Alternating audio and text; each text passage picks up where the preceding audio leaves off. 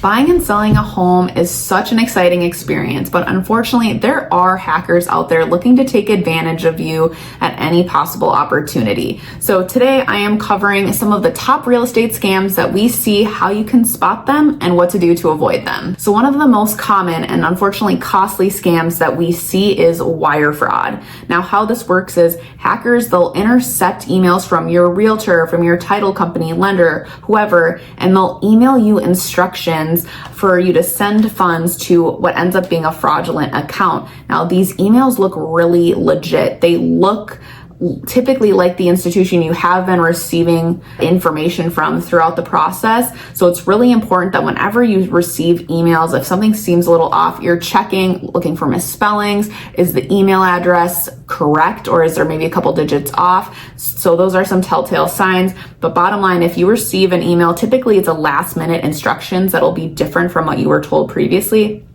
You want to make sure you're calling the number with the contact that you've been working with on the process, throughout the process. So don't call the number in that signature line from that email you just received. So you want to make sure and verify over the phone. So remember not to send any sensitive financial information over email. Another common scam that we'll see is fraudulent rental listings. So how this works is a home will hit the market, a scammer will download and grab all those listing photos, and then they will put up their own listing for a rental, typically on Craigslist or Zillow, and it has a really too good to be true rental price. So of course their inbox is going to get flooded, and that landlord is receiving inquiries then about seeing the property. Now what you'll get from that landlord is, oh, I'm out of town, but I'm having so much activity on this rental, so many people are interested, I already have X amount of applicants. If you're really serious, I like you, if you're really serious, if you send me a check or a cash or wire funds of X amount of money, you'll go right to the top of that list. And you'll obviously never hear from that person again once that money is sent. That is a very common scam. So make sure you don't fall for that. Make sure you're verifying one, ownership, checking two to see if that home's on the market. Just see if that home's actually for sale. Some scammers do wait though till a property closes before they then put it on Zillow, Craigslist, wherever. So just make sure to verify. If something seems too good to be true, it probably is. Now, if you are a seller or a renter and you do see this, that, hey, this is saying it's for rent, but this I know is for sale, or this just closed, make sure you're reporting that listing. Something to just be aware of. It actually happened when we bought our current house. We happened to be driving and someone pulled up right next to us as we were exiting our neighborhood and said, is your home still available for rent? No, it's not. And we immediately, went on Zillow. Sure enough, there it was. Could not believe what they had put our house for a rental. And so of course they were getting flooded with inquiries. And so we reported that right away and Zillow took it down immediately.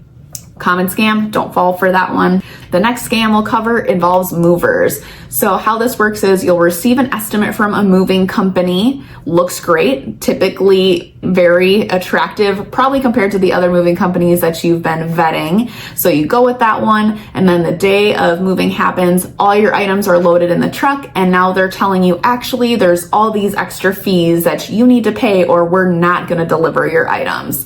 If there's no written contract, or if they're demanding large cash or large deposits up front, those are a bit of red flag. So what I would recommend is that you are working with a moving company that you've either been referred to by your realtor, a friend, making sure you're looking at their reviews. Do they have any Better Business Bureau complaints? And going that route versus going for that too good to be true moving price. So the last scam that I'll share with you today involves mail. So this is one that happens post-closing. Now, post-closing, you're gonna get a lot of mail. Some of it's a bit sus, and a lot of it is fun. You do get some fun mail after you move. Discounts to Home Depot, Lowe's, wherever, local pizza places. You do get a lot of fun stuff, but you also get some silly, some very obviously scammy mail, and some that looks a little more legit, but it is a scam. So one of the most common ones that I see, you'll receive mail and the property address for the return address, it's the county office. It looks like it's coming from the county that you just bought your home in.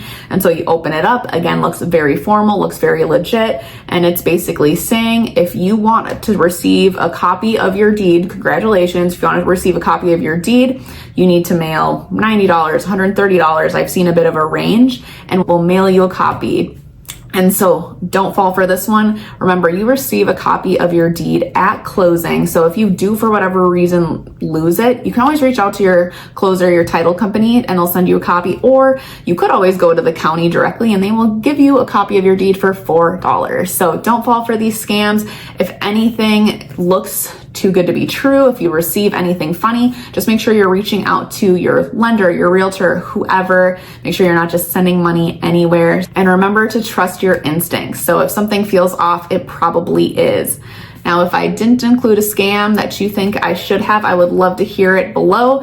It doesn't hurt for us to be informed. Please share your stories in the comments below.